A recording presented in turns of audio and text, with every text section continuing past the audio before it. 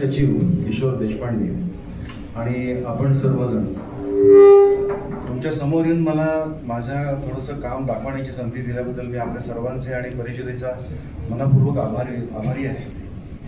आणि बाकीच्या फार गोष्टी न सांगता मी तुम्हाला हे स्क्रीनवर जे काही दिसते ते सांगण्यास सुरुवात करतो.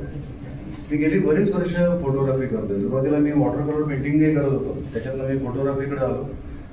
बरेच वर्ष मी बाकीचे बरेच लोक करतात तसं वाईल्ड फोटोग्राफी केली, लँडस्केप फोटोग्राफी केली. त्यानिमित्त मी आफ्रिकेत 2-3 वेळा जाऊन आलो. बाकी ठिकाणी जो मी बऱ्याच ठिकाणी फिरून आलो आहे. भारतात मी खूप ठिकाणी फिरलेलो आहे. आणि हे सगळं केल्यानंतर मला थोडंसं काहीतरी वेगळं करावं असं वाटलं. त्यामध्ये सुरुवातीला मी इन्फ्रारेड फोटोग्राफी केली. हा प्रकार भारतामध्ये फारसं कोणी करत नाही. थोडंसं कलकत्त्याच्या बाजूला किंवा हैदराबादला एखाद दुसरा, बेंगलोरला एखाद दुसरा, पण बरेचसे लोक ब्लॅक अँड व्हाईट करतात. मी कलर करण्याचा प्रयत्न केला आणि कलर करणारे फार तुरळक लोक भारतामध्ये आहेत. अगदी हाताच्या बोटावरती मोजण्याची गरज आहे. पण त्याच्यातलं जर थोडंसं नाविन्य संपल्यानंतर मी आणखीन एक ब्रँच एक्सप्लोर करण्याचा प्रयत्न केला. आणि त्यामध्ये मला चॅलेंजिंग आणि ज्याच्यामध्ये बराचसा टेक्निकल पार्ट आहे असं फील्ड जे सापडलं ते म्हणजे ॲस्ट्रो फोटोग्राफी. ॲस्ट्रो फोटोग्राफीचे 2 प्रकार होतात. एक वाईल्ड फील्ड ॲस्ट्रो फोटोग्राफी, ज्याच्यामध्ये एक लँडस्केप असतं आणि पार्श्वभूमीला आकाश असतं. आकाशामध्ये अत्यंत चमत्कृतीपूर्ण किंवा आश्चर्यकारक अशा गोष्टी आकाशामध्ये त्यामध्ये दिसतात. आणि वाईल्ड फील्ड ॲस्ट्रो फोटोग्राफी काही वर्ष केल्यानंतर मला असं वाटलं की ह्या आकाशात दिसणाऱ्या ज्या गोष्टी आहेत ज्या डोळ्याने दिसतात, काही वेळा खूप अंधाऱ्या जागी गेल्यानंतर नंतरच डोळ्याने दिसतात, आणि काही गोष्टी अशा आहेत की ज्या अंधाऱ्या जागी जाऊन सुद्धा दिसत नाहीत पण आपल्या आकाशामध्ये असतात. अशा काही गोष्टींची फोटोग्राफी आपण सुरू करावी. तर हा समोरचा जो स्लाइड शो आहे त्याच्यामध्ये मी अशा पद्धतीचे जे काही घेतलेले फोटोग्राफ्स आहेत ते फोटोग्राफ्स तुम्हाला मी दाखवतो. त्याच्यामध्ये काय काय दिसतंय, हे किती आकाराने मोठं आहे, हे आपल्यापासून किती लांब आहे याची माहिती थोडीशी देतो. आणि अत्यंत अद्भुत अशी माहिती आहे. म्हणजे हे या फील्डमध्ये मी आता गेले काही वर्ष काम करतोय, पण तरी माझं स्वतःचं या बाबतीतलं आश्चर्य अजून संपलेलं नाही. इतकी आश्चर्यपूर्ण गोष्टी आहेत. आणि याच्यामध्ये मी थोड्याशा टिप्स तुम्हाला अशाही देईन की तुम्हाला जर आकाश दर्शन जर करायचं असेल तर सुरुवात कुठून करावी, सुरुवातीला आकाशामध्ये काय पाहावं. आणि आकाश हे अत्यंत आश्चर्याने भरलेलं आहे. तुम्हालाही त्याचा अनुभव घेता येईल. आणि सांगायला मला आनंद वाटतो की आपला सातारा हा अत्यंत श्रीमंत आहे. मी साताऱ्याच्या भोवती सुद्धा वाईल्ड फोटोग्राफी खूप केली. आणि ह्या स्लाइड शो मधले सर्व फोटो मी सातारा आणि साताऱ्याच्या आजूबाजूला घेतलेले आहेत. त्यातला एकही फोटो मी कुठेतरी हिमालयात जाऊन किंवा परदेशी जाऊन असा केलेला नाही. हे समोर दिसते या पहिल्या स्लाइड शो मध्ये जी दिसते ही आकाशगंगा आहे. ही योगेश्वरावरून दिसते. आकाशगंगेचा हा घेतलेला फोटो आहे. याच्यात काय दिसतंय हे तुम्हाला मी थोडंसं स्लाइड शो फोटो गेला की सांगेन. पण हा पहिला फोटो सुद्धा साताऱ्यातूनच काढलेला आहे. आपल्याला वाटतं की आपला सूर्य खूप प्रचंड आहे, खूप तेजोपुंज आहे, मोठा आहे. आहेच. आपल्या आकारमानाच्या दृष्टीने सूर्य हा अत्यंत आश्चर्यकारक आणि मोठा आणि खूप ऊर्जेने भरलेला आहे. पण खरंच काय परिस्थिती आहे, हे जे समोर दिसतंय ही आपली आकाशगंगा आहे. आपली आकाशगंगा आहे. आपली ग्रहमाला म्हणत नाही, लक्षात घ्या की काय म्हणते. ही आपली आकाशगंगा आहे. अशा लक्षावधी आकाशगंगा युनिव्हर्समध्ये आहेत. लक्षावधी. कदाचित मी सांगतोय हा फोटो सुद्धा लहान असेल. रिसेंट आकड्यानुसार 3 बिलियन आकाशगंगा आपल्या युनिव्हर्समध्ये आहेत, नोंद झालेले आहेत. त्यातली ही एक आकाशगंगा आहे. त्या आकाशगंगेमध्ये खाली छोटासा जो एक बाण दिसतोय तुम्हाला, तिथं दाखवता येणार नाही इतका छोटासा सूर्य आहे. त्याच्या भोवती आपली सगळी ग्रहमाला आहे. आणि त्यातला एक छोटासा ग्रह म्हणजे आपली पृथ्वी. आणि एकंदर युनिव्हर्समध्ये आपण कुठं आहोत आणि केवढे आहोत याचा तुम्हाला अंदाज. त्यात दिसणाऱ्या आकाशगंगेसारख्या 3 बिलियन आकाशगंगा आहेत आपल्या आजूबाजूला. आणि ही दिसणारी आकाशगंगा जी आहे, हा फोटो जो आहे याच्यामध्ये एक छोटासा बाण दिसेल तुम्हाला. त्या बाणाच्या तिथे आपल्या या सगळ्या आकाशगंगेचा मध्यबिंदू आहे. मध्यबिंदू म्हणजे बहुतेक सगळ्या आकाशगंगेच्या मध्यबिंदू जो असतो तिथे प्रचंड मोठ्या आकाराचं ब्लॅक होल असतं. ब्लॅक होल ह्या संकल्पनेची मूळ कल्पना जी आहे ती स्टीफन हॉकिंग यांनी मांडली. आणि त्या कल्पनेनुसार या ब्लॅक होलमध्ये इतकी प्रचंड ऊर्जा असते, इतकी प्रचंड ग्रॅव्हिटी असते की त्याच्या जवळपासच्या सगळ्या गोष्टी ते आतमध्ये ओढून घेतं आणि या सगळ्या गोष्टींच्या मध्ये प्रकाशही येतो. या ब्लॅक होलच्या ग्रॅव्हिटी जी एवढी प्रचंड असते, त्याचं गुरुत्वाकर्षण एवढं मोठं आहे की त्यातून प्रकाश पण सुटत नाही. त्यामुळं ब्लॅक होल डोळ्याने फारसं दिसत नाही. गेल्या काही वर्षामध्येच एक ब्लॅक होलचा एक फोटो नासाकडून पब्लिश झालेला आहे. तेवढा एकमेव फोटो आतापर्यंत आहे. त्याच्यामध्ये सुद्धा जे काही दिसतंय ते त्याला ब्लॅक होल का म्हणायचं हे अजून नीटसं लक्षात आलेलं नाही. पण एकंदर ब्लॅक होल जे आहे हे डोळ्याने दिसत नाही, फोटोमध्ये तर येतच नाही, प्रश्नच नाही. हा जो बाण दिसतोय त्या बाणाच्या ठिकाणी मध्यभागी आपल्या आकाशगंगेचा मध्यबिंदू आहे, त्याचं एक प्रचंड आकाराचं ब्लॅक होल आहे. आकाश दर्शन करताना बहुतेक वेळेला पहिली जी खूण असते, म्हणजे पहिल्यांदा काय शोधायचं तर ध्रुवतारा. हा ध्रुवताराच का? ध्रुवतारेच्या गोष्टीनुसार ध्रुव हा आढळ आहे, त्याची जागा जी आहे ती आढळ आहे. ते का? तर पृथ्वीचा जो अक्ष आहे, या अक्षाच्या त्या रेषेमध्येच बरोबर ध्रुवतारा नेहमी येतो. आणि म्हणून पृथ्वी फिरली तरी ध्रुवतारा फिरल्यासारखं दिसत नाही. जर शांतपणे तुम्ही जर आकाशाकडे पाहत राहिला तर तुम्हाला थोड्या वेळाने असं लक्षात येईल की आकाशातल्या चांदण्या किंवा तारे ग्रह जे काही दिसत आहेत हे त्यांची जागा बदलतात. आकाशगंगा सुद्धा जागा बदलते. ऍक्च्युली जागा ते बदलत नाही, पृथ्वी फिरत असते आणि त्यामुळे पृथ्वीच्या संदर्भामध्ये आकाशातल्या चांदण्या तारे जे काही दिसते ते जागा सोडून फिरल्यासारखं दिसतं. पण ध्रुवतारा जो आहे तो अक्षाच्या अगदी समोर, अचूक समोर असल्यामुळं ध्रुवतारा मात्र एका ठिकाणीच असतो. त्यामुळं आकाश दर्शन करताना पहिल्यांदा ध्रुवतारा शोधावा लागतो. बऱ्याच जणांना वाटतं तसं ध्रुवतारा हा खूप झगमगीत किंवा खूप ताकदवान, प्रकाशमान, मोठा असा नाहीये. आकाश जर पूर्ण अंधार असेल तर तुम्हाला ध्रुवतारा दिसतो. तो अतिशय बारीकसा कमी तेजाचा असा तारा आहे तो. आणि तो शोधण्यासाठी आकाशामध्ये आपल्याला दोन खुणा सापडतात. एक पहिली म्हणजे ज्याला आपण मराठीमध्ये सप्तर्षी म्हणतो किंवा इंग्लिशमध्ये ज्याला ग्रेट उर्सा मेजर किंवा ग्रेट डिपर म्हणतात. बियर कॉन्स्टलेशन आहे. तर त्याच्यामध्ये इथं वरती जे दोन चांदण्या दिसतात तुम्हाला, ते उर्सा जिथे लिहिलेलं आहे त्यात ती चांदणी आणि त्याच्या वरची जी उजवीची गोष्ट, या दोन चांदण्या एका बाजूला जर तुम्ही वाढवल्या तर जिथं त्या येतात तो ध्रुवतारा.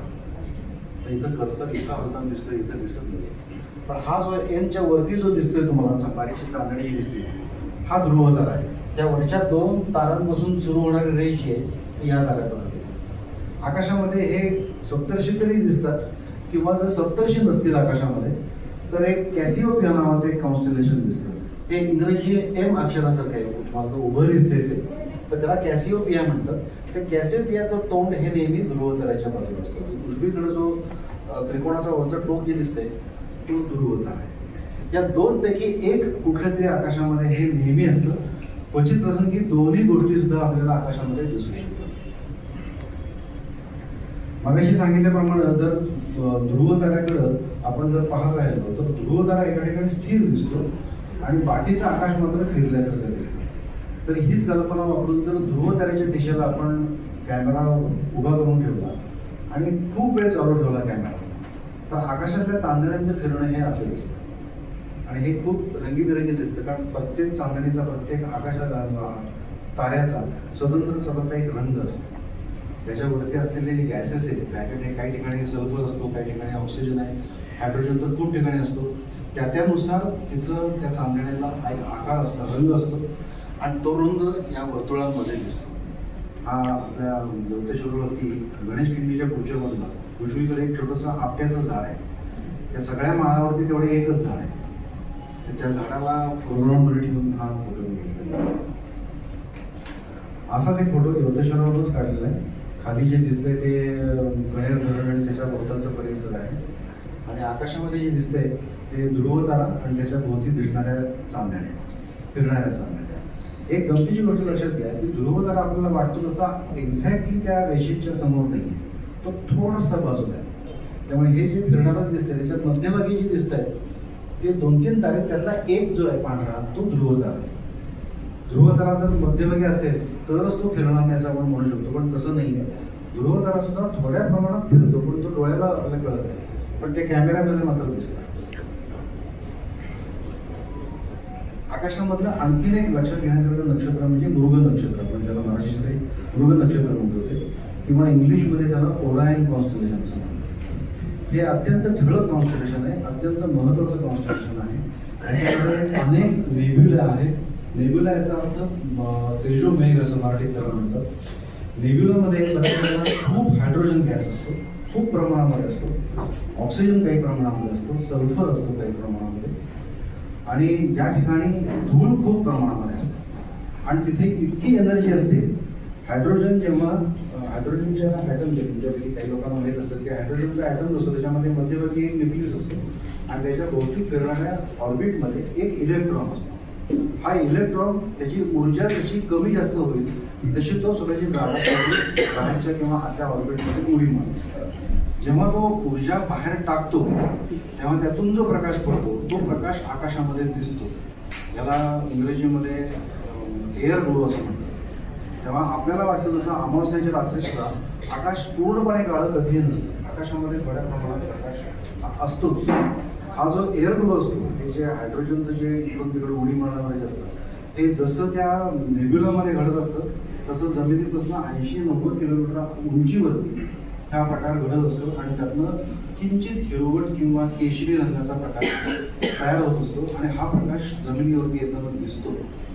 खूप अगदी गडद काळोख जिथं आहे अशा ठिकाणी जरी आपण गेलो तरी सुद्धा पूर्ण आकाश कधीही काळं नसतं किंवा पूर्णपणे अंधार कधीही नसतो. तिथे या एअर ग्लोचा प्रकाश असतो. आणि हे नेब्युले जे आहेत आकाशामध्ये यांचे अंतर आणि यांचे जे आकार आहेत हे महाप्रचंड आहेत. त्यांचे अंतर मोजण्यासाठी आपले नेहमीचे मैल आणि किलोमीटर सारखी अंतर तिथं एकत्र पुरतच नाही. तिथली अंतर जी मोजली जातात ती प्रकाश वर्षामध्ये. आता हा प्रकाश किती वेळामध्ये अंतर पार करतो तर पृथ्वीपासून चंद्रापर्यंत प्रकाशाला जायला फक्त 1.3 सेकंद एवढा वेळ लागतो. प्रकाशाचा वेग एवढा प्रचंड आहे की चंद्र आणि पृथ्वी याच्यामधलं अंतर आहे हे 1.3 सेकंद एवढंच अंतर. सूर्यापासून निघालेला प्रकाश पृथ्वीपर्यंत यायला साधारणपणे 8 मिनिटं लागतात. म्हणजे ह्याच्यावरून अंदाज येईल की हे अंतर किती प्रमाणात आहे. हा प्रकाश एका ठिकाणून दुसऱ्या ठिकाणी जायला जर 1 वर्ष लागत असेल तर त्या अंतराला प्रकाश वर्ष असं म्हणतात. आता ह्या एककानुसार मला पुढच्या काही जागांनी दाखवतो. हे जे समोर दिसणारे मृग नक्षत्र जे आहे मगाशी तुम्हाला मी सांगितलं खूप महत्त्वाचं आहे. त्याच्यामध्ये ह्याचं नाव मृग नक्षत्र का ठेवलं गेलं हे सांगतो. त्याच्यामध्ये ठळकपणे दिसणारे 4 तारे आहेत. मात्र उठायला मला उठून दाखवतो. 1, 2, 3 आणि 4 हे 4 तारे जे आहेत हे हरणाचे पाय आहेत असं समजलं जातं. ते हरण आहे. डाव्या बाजूला वरती बारीकशे 2-3 बारीक बारीक ठिपके जे दिसतात चांदण्याचे ते हरणाचं डोकं आहे.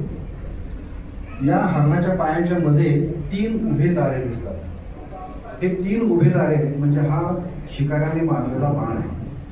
आणि हा शिकारी कोण तर खाली जो सिरियस नाव दिलेला जो तारा आहे त्याला मराठीमध्ये व्याध म्हणतात. व्याधाचा अर्थ शिकारी. तर तो हा शिकारी आहे. या शिकाऱ्याने मारलेला तो बाण आहे त्या हरणाच्या पोटात मारलेला बाण आहे. आणि ह्या सगळ्याचं वर्णन म्हणून याचं नाव मृग नक्षत्र केलेलं आहे किंवा इंग्रजीमध्ये याला ओरायन कॉन्स्टलेशन म्हणतात. आता या ओरायन कॉन्स्टलेशनमध्ये ह्या 3 ताऱ्यांच्या शेजारी हे 3 तारे आहेत. या 3 ताऱ्यांचं काय तुम्हाला आहे पुढच्या स्लाइडमध्ये सांगतो. आता हे 3 तारे तुम्हाला उजवीकडे खाली दिसतील. हे ठळक दिसतात. या 3 ताऱ्यांच्या मधला जो तारा आहे हा सर्वात प्रसिद्ध असा नेब्युला आहे. याचं नाव ओरायन नेब्युला असंच आहे. या कॉन्स्टलेशनचं नाव या नेब्युलामुळे पडलेलं आहे. इंग्रजीमधलं जे कॉन्स्टलेशनचं नाव आहे ओरायन तर हा मधला जो नेब्युला आहे हा जरा फोटो तुम्हाला मी मोठा करून दाखवतो. उजवीकडे खाली जे दिसतंय हा एक ओरायन नेब्युला आहे. या ओरायन नेब्युलामध्ये प्रचंड प्रमाणामध्ये धूळ आहे, हायड्रोजन आहे. इथे इंग्रजीमध्ये ज्याला फ्युजन रिॲक्शन म्हणतात. आपले जे ॲटोमचं जे वर्णन आहे ते फ्युजन हा जो आहे हा फ्युजन आहे. आणि याच्यामध्ये सतत एक्सप्लोजन चालू आहेत, ॲटॉमिक एक्सप्लोजन चालू आहेत, प्रचंड प्रमाणामध्ये ऊर्जा आणि त्याचा परिणाम म्हणून या धुळीमध्ये आत्ता या क्षणी सुद्धा हजारोच्या संख्येने सूर्य जन्माला येतात. हे सूर्य जन्माला येण्याचं काम अहोरात्र चालू आहे. इथल्या धुळीमध्ये आत्ता सुद्धा सूर्यांचा जन्म चालू आहे. आणि हे जे ओरायन कॉन्स्टलेशन आहे, ओरायन नेब्युला जो आहे याचा मी माझ्याकडे असलेल्या एका बर्डिंगच्या लेन्सने फोटो घेतला. जे लेन्स मी बर्डिंगला वापरतो त्या लेन्सने घेतलेला हा फोटो आहे. याच्या मध्यभागी जो दिसतोय अगदी चमकदार जो भाग आहे तिथे आता सूर्यांचा जन्म चालू आहे. त्याच्या भोवताली जे अनेक रंग दिसतात त्यातला जो लाल रंग जो दिसतोय त्याच्यामध्ये हायड्रोजन प्रमाण खूप जास्त आहे. आता जेव्हा हायड्रोजनचं मगाशी तुम्हाला सांगितलं इलेक्ट्रॉन स्वतःची ऑर्बिट चेंज करतो तेव्हा एक त्यातनं प्रकाशाचा कण ज्याला इंग्लिशमध्ये फोटॉन असं म्हणतात, हा फोटॉन जेव्हा बाहेर पडतो तेव्हा फोटॉनची जी फ्रिक्वेन्सी असते ती 656.28 हर्ट्झ एवढी असते. आपल्या नेहमीच्या कॅमेऱ्यामध्ये ही फ्रिक्वेन्सी येत नाही. त्याच्यासाठी कॅमेऱ्यामध्ये काही बदल करायला लागतात. मी माझ्याकडे 4-5 फीचर कॅमेरे तरी आहे माझ्याकडे. त्यातला एक कॅमेरा मी अमेरिकेत मुद्दाम पाठवून या पद्धतीचा बदल त्याच्यात करून आणलेला आहे की आता त्या कॅमेऱ्यामध्ये ही फ्रिक्वेन्सी मला मिळते. आणि तो कडेचा जो लाल रंग जो दिसतोय तो ज्या हायड्रोजनचा रंग आहे. मध्ये जो निळसर रंग दिसतोय त्या ठिकाणी बऱ्यापैकी ऑक्सिजन आहे. डावीकडे जो दिसतोय हा पण एक नेब्युला आहे, याला रनिंग मॅन नेब्युला असं म्हणतात. त्याला थोडीशी मान वाकडी करून बघितली तर त्याच्यामध्ये एक पळणारा माणूस तुम्हाला दिसेल. कदाचित प्रकाश खूप जास्त आहे म्हणून दिसणार नाही, पण इथं पळणाऱ्या माणसाची एक आकृती दिसते. त्याच्या शेजारी ऑरेंज नेब्युलामध्येच आणखीन एक तारा आहे, अलिनॅग म्हणतात त्याला. त्याच्यामध्ये हे 2 नेब्युला आहेत. उजवीकडे जो दिसतो याला हॉर्स सीड नेब्युला म्हणतात. तिथे धुळीमध्ये एक घोड्याच्या डोक्यासारखा एक आकार दिसतो. आणि डावीकडे जी दिसते हा फ्लेम नेब्युला आहे. हे आपल्यापासून किती अंतरावरती आहे तर हे 1400 लाईट इयर्स एवढ्या अंतरावरती आहे. तिथून निघालेला प्रकाश माझ्या कॅमेऱ्यापर्यंत यायला 1400 प्रकाश वर्ष लागली. 1400 वर्ष लागली तिथून निघाला प्रकाश माझ्या कॅमेऱ्यापर्यंत. मगाचं जे ओरायन कॉन्स्टलेशन होतं ते सुद्धा आपल्यापासून साधारण 1400 लाईट इयर्स आहे. हा सुद्धा आपल्यापासून 1400 लाईट इयर्स आहे लांब. ही अँड्रोमेडा नावाची गॅलॅक्सी ही नुसत्या डोळ्याने दिसते, फक्त खूप अंधाऱ्या जागी जायला लागतं. योगेश्वरला तुम्ही जर रात्रीच्या वेळेला गेला तर तुम्हाला ही डोळ्याने दिसते. आणि हिचा आकार पौर्णिमेच्या चंद्रापेक्षा सुद्धा मोठा आहे. लोकांना वाटतं की ही गॅलेक्सी ही छोटीशी आकार होती, दुर्बिणीने बघायला लागेल. ही नुसत्या डोळ्याने दिसते, ही पौर्णिमेच्या चंद्रापेक्षा मोठ्या आकाराची आहे. त्याच्या शेजारी आणखीन एक छोटीशी गॅलेक्सी दिसते.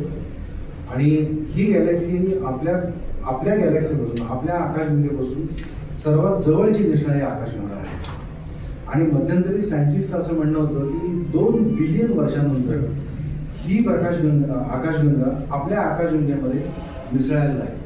त्याच्यामध्ये बऱ्यापैकी उलथापालथ होऊ शकेल. हे काही वर्षापूर्वीचा अंदाज होता, पण अलीकडे झालेल्या संशोधनामध्ये असं दिसलेलं आहे की या 2 आकाशगंगा एकत्र मिसळण्याचं कार्य ऑलरेडी सुरू झालेलं आहे. तर 2 आकाशगंगा, आपली आकाशगंगा आणि हे अँड्रोमेडा, त्याला मराठीमध्ये देवयानी म्हणतात, या दोन्ही आकाशगंगा आता एकत्र मिसळण्याचं काम सुरू झालं आहे. ही आपल्यापासून 25 लाख लाईट इयर्स इतकी लांब आहे. 25 लाख प्रकाश वर्ष. इथून निघालेला प्रकाश आपल्यापर्यंत पोहोचायला 25 लाख वर्ष लागतो. म्हणजे तुम्हाला असंही म्हणता येईल की या निमित्ताने आपल्याला भूतकाळात बघता येईल, कारण हे जे दिसते हे 25 लाख वर्षापूर्वी. ही आकाशगंगा आपल्या यवतेश्वरावरच काढली. खाली जो दिसतोय तो पेटेश्वराचा डोंगर आहे. हा दिवाळी नंतरच्या एका संध्याकाळी काढलेला फोटो आहे. याच्यामध्ये जो लाल रंग दिसतोय इथे प्रचंड प्रमाणामध्ये हायड्रोजन आहे. एकंदरच वातावरणामध्ये हायड्रोजनचं प्रमाण खूप जास्त आहे. तर तो लाल रंग जो दिसतोय तो हायड्रोजनचा आहे. काळा रंग जो दिसतोय बराचसा याच्यामध्ये बरीचशी धूळ आहे. आणि या धुळीमध्ये मगाशी सांगितल्याप्रमाणे या आकाशगंगेमध्ये सुद्धा असंख्य संख्येने नेब्युला आहेत. आणि या नेब्युलामध्ये तारे जन्माला येण्याचं काम हे खूप ठिकाणी आता सुद्धा चालू आहे. ही आकाशगंगाच आहे. याच्या मागची एक छोटीशी गोष्ट सांगतो, तुम्हाला फार कंटाळा येणार नाही. हा मध्यरात्री 2 वाजता काढलेला फोटो आहे मी आकाशगंगेचा. यवतेश्वरवरती काढलेला आहे. यवतेश्वरवरती आता एक मोमोचं एक वरती सेंटर झालेलं आहे. तुम्ही बऱ्याच वेळा ते बघितलं असेल. एका ठिकाणी वरती मोमोज मिळतात. त्याच्या समोर ही झोपडी आहे. या झोपडीच्या भोवती एक ताऱ्याचं कंपाऊंड होतं. आणि ही झोपडी आम्हाला फोरग्राऊंडला हवी होती म्हणून मध्यरात्री 2 वाजता आम्ही तारा बाजूला करून त्याच्या आतमध्ये शिरून हा फोटो काढलेला आहे. मी आणि माझे मित्र 2 जण आम्ही होतो. आणि नंतर मला असं वाटलं की मध्यरात्री 2 वाजता जर आम्हाला त्या कंपाऊंडच्या आत कोणी पकडलं असतं तर आम्हाला तरी कोणी समजलं नसतं, कारण दुसरा काही उद्देश त्या लोकांना समजता येत नसतं. आता याच्या पुढचं जे तुम्हाला मी दाखवणार आहे त्याची जागा म्हणून तुम्हाला मी हा एक फोटो दाखवतो. हा सगळ्यात मोठा जो दिसणारा तारा आहे त्याचं नाव आहे अँटेरिक्स. याला मराठीमध्ये ज्येष्ठाचा तारा म्हणतात. हा आपल्या दक्षिणेला दिसतो. जेव्हा आकाशगंगा आकाशामध्ये असते म्हणजे साधारणपणे मार्च, एप्रिल, मे, जून या महिन्यामध्ये दक्षिणेला हा जो मोठा दिसणारा तारा आहे हा जेठाचा तारा म्हणतात. आणि डावीकडं अगदी खाली अगदी कोपऱ्यामध्ये बारीकसा ठिपका आहे, मला दिसतही नसेल कदाचित, तो आपला सूर्य आहे. म्हणजे सूर्यापेक्षा हा ज्येष्ठाचा तारा किती मोठा आहे त्याचा तुम्हाला अंदाज येईल. डोळ्याने दिसताना आपल्याला खूप छोटाच दिसतो तो, पण हा एवढ्या प्रचंड आकाराचा हा ज्येष्ठाचा तारा आहे. आणि दक्षिणेला जर पाहिलं तुम्ही खूप अंधाऱ्या जागेत ना, तर या ज्येष्ठाच्या ताऱ्याच्या भोवती खूप रंगीबेरंगी ढग आहेत. हा जो पिवळा डाग दिसतोय त्याच्यामध्ये जो चांदणी दिसते, छोटासा तारा जो आहे तो ज्येष्ठाचा तारा आहे. आणि त्याच्या भोवती हे ढग आहेत आणि या ढगामध्ये हे निळा, लाल, जांभळा, पिवळा असे असंख्य रंग दिसतात. हे तिथल्या गॅसेसमुळेच आहेत, पण हे अत्यंत विलोभनीय असं चित्र दिसतं. आणि त्याच्या डाव्या बाजूला तुम्हाला कदाचित तिथं दिसणार नाही, तुम्हाला त्या प्रकाशात दिसत नाही, पण धुळीच्या नद्या म्हणतात त्याला, लांबच्या लांब धुळीचे फराटे तिथं आहेत. अगदी पहिला जो माझा फोटो होता सुरुवातीचा, त्याच्यामध्ये हे धुळीचे पट्टे दिसतात. ह्या नेब्युलाचं नाव आहे नॉर्थ अमेरिकन नेब्युला. हा प्रचंड आकाराचा आहे. हे फोटो घेण्यासाठी फार मोठ्या लेन्समध्ये लागत नाही, नेहमीच्या लँडस्केपच्या लेन्सने पण हा फोटो येऊ शकतो. पण हा फोटो हे डोळ्याने दिसत नाही. याचं कारण असं आहे की यातून येणारा प्रकाश फार कमी आहे. तो प्रकाश इतका कमी आहे की हे असे फोटो घेण्यासाठी 4-4 तास कॅमेरा एका ठिकाणी लावून ठेवायला लागतो. जसं आपण बादलीत थेंबाथेंबाने पाणी भरतो तसा हा प्रकाश आपल्या कॅमेऱ्यामध्ये भरत राहून हळूहळू हा फोटो तयार होतो. या फोटोची गंमत अशी आहे की या खाली एक लाल ठिपका दिसेल तुम्हाला, वरती एक मोठा दिसतोय, याचा आकार उत्तर अमेरिका खंडासारखा आहे, म्हणतात नॉर्थ अमेरिकन नेब्युला म्हणतात. तर मधला जो काळा पट्टा आहे तो एक धुळीचा पट्टा आहे. जेव्हा या हायड्रोजनचं आयनायझेशन होतं, जेव्हा हायड्रोजनची एनर्जी लेवल वाढते, तेव्हा हा प्रकाश, लाल प्रकाश तिथे तयार होतो, असं मी मगाशी तुम्हाला सांगितलं. पण हायड्रोजनचं आयनायझेशन होण्यासाठी तिथं जवळपास एखादा मोठा तारा असण्याची गरज असते, जिथं ऊर्जा तयार होते. तर या नेब्युलाच्या जवळपास कुठेही एखादा तारा असा दिसत नाही. एक अंतरावरती एक तारा आहे, थोड्या अंतरावरती, त्याचं नाव आहे डेनेप. तर सायंटिस्टना बरेच वर्ष वाटत होते की या डेनेपासून ही ऊर्जा सगळी मिळत असावी. पण डेनेपची जी ऊर्जा आहे सायंटिस्टनी जी मोजली गेली ती 10,000 केल्विन साधारणपणे आहे. आणि आयनायझेशनसाठी मात्र 30,000 केल्विनपर्यंत ऊर्जा लागते. त्यामुळे बरेच दिवस सायंटिस्टना हा प्रश्न पडला होता की 10,000 ऊर्जा असलेला हा डेनेप जेव्हा एवढ्या मोठ्या नेब्युलाला ऊर्जा कशी पुरवत असावा. 1952 साली एका सायंटिस्टने जी कल्पना मांडली की हा मध्ये जो धुळीचा पट्टा आहे त्या धुळीच्या पट्ट्यामध्ये कदाचित एखादा असा तारा असावा की जो एवढी एनर्जी देऊ शकतो. हे आपल्याला हा तारा धुळीमुळे दिसत नाहीये, पण ह्या ताऱ्याची ऊर्जा कदाचित खूप जास्त प्रमाणात असावी. हे 1952 साली एका सायंटिस्टने मांडली. आणि 2004 साली इन्फ्रारेड टेक्निकच्या मदतीने जेव्हा नासाने फोटो घेतले तेव्हा 2004 साली या धुळीच्या पट्ट्यामध्ये त्या सायंटिस्टने वर्णन केलेला तारा ऍक्च्युली सापडला. आणि त्याचं टेम्परेचर होतं 40,000 केल्विन. आणि त्यामुळे सिद्ध झालं की या मधल्या धुळीच्या पट्टीतल्या ज्या मोठा तारा जो आहे त्याच्या एनर्जीमुळे हा सगळा नेब्युलस होतो, त्याच्यातली ऊर्जा तयार होते. हे एक नक्षत्र तुम्हाला सगळ्यांना माहिती असेल, त्याला मराठीमध्ये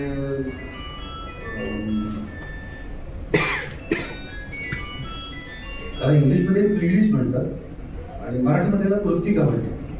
7 तारे दिसतात. इंग्लिशमध्ये याला 7 सिस्टर्स असंही म्हणतात, किंवा जॅपनीज भाषेमध्ये याला सुबारू म्हणतात. जॅपनीज कारची कंपनी तुम्हाला माहिती असेल, त्याचं नाव आहे सुबारू.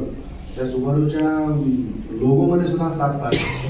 तर हे 7 तारे आपल्याला डोळ्याने इझिली दिसतात. छोटासा पतंग असल्यासारखा दिसतो, आकाशामध्ये दिसतो. याच्यामध्ये फक्त निळा रंग आहे, याच्यामध्ये हायड्रोजन फारसा नाहीच आहे. इथे ऑक्सिजनचं प्रमाण खूप जास्त आहे आणि हे धुळीचे ढग आहेत. आणि हे जरी एकत्र दिसत असले तरी प्रत्यक्षात चांदण्या खूप मागे आहेत. ढग हे पुष्कळ पृथ्वीच्या जवळ आहेत, आपल्या आकाशगंगाच्या पुष्कळ जवळ आहेत. पण ते दिसताना मात्र आपल्याला या तारे आणि ढग हे जवळ दिसतात. हे अतिशय सुंदर आहे, कारण असा नेब्युला आकाशामध्ये फारसा दिसत नाही, ज्याच्यामध्ये हायड्रोजन फारसा नाही आणि लाल रंग फारसा नाही. आता हे 2-3 दिवस मला मी काढलेल्या गॅलेक्सीचे फोटो दाखवतो. याचे अंतर पाहण्यासारखी आहेत. हा पहिला जो आहे याला पिंगल गॅलेक्सी म्हणतात, आपल्या उत्तरेला दिसतंय. आणि याचं अंतर आहे आपल्यापासून 2.1 कोटी प्रकाश वर्ष. एवढ्या प्रचंड अंतरावरती हा नेब्युला आहे, आकाशगंगा आहे. आणि ही दुसरी आकाशगंगा आहे. ऍक्च्युली इथं 2 आकाशगंगा आहेत, शेजारी आहेत. दोन्हीच्या मध्ये एक कनेक्शन पण आहे. तिचं नाव आहे व्हर्टुअल गॅलेक्सी. आणि हे आपल्यापासून 3.1 कोटी प्रकाश वर्ष इथे अंतरावरती आहे. मला बऱ्याच वेळा विचारलं की एवढ्या अंतरावर फोटो आपल्याला येतात का? तर येतात. फार मोठं लेन्स लागतं असं काही नाही आहे. त्याला फक्त पेशन्स लागतो, शोधावं लागतं. हे नुसत्या डोळ्याने दिसत नाही. याला दुर्बिणीने, मोठ्या प्रचंड दुर्बिणीनेही दिसू शकतं किंवा मग कॅमेरा या ऑब्जेक्टच्या समोर 4-4, 5-5 तास लावून ठेवायला लागतो. कदाचित एका रात्रीत होत नाही, 2 रात्री, 3 रात्री असं करून हे जोडून हे सगळे फोटो एकत्र करून शेवटी हा एक फोटो तयार करतो. अशा पद्धतीने केलेला हा फोटो. मध्यंतरी 2022 साली नोव्हेंबर-डिसेंबरच्या सुमारास ही एक कॉमेट आकाशामध्ये दिसत होता. त्या कॉमेटसोबत मी कृपया सगळ्यांनी आपले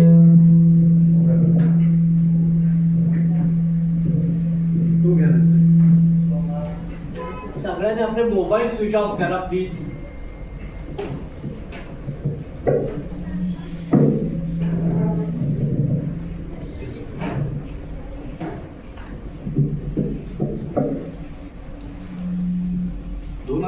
मध्ये तुमच्यापैकी काही लोकांच्या लक्षात असेल कदाचित एप्रिल महिन्यामध्ये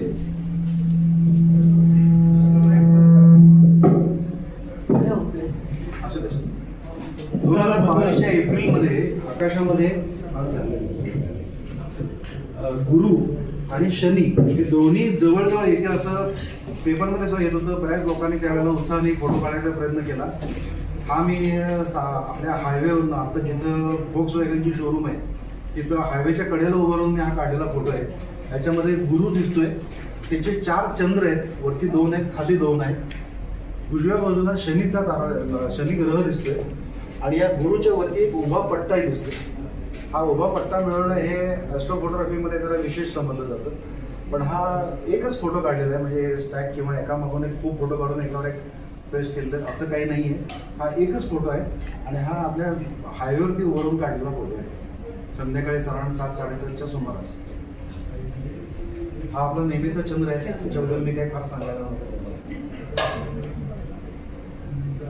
आणि हा शेवटचा फोटो आहे माझ्या आता प्रेझेंटेशनमधला. हा डोळ्याने आपल्याला दिसू शकतो. याचं नाव आहे रोझेट नेबुला.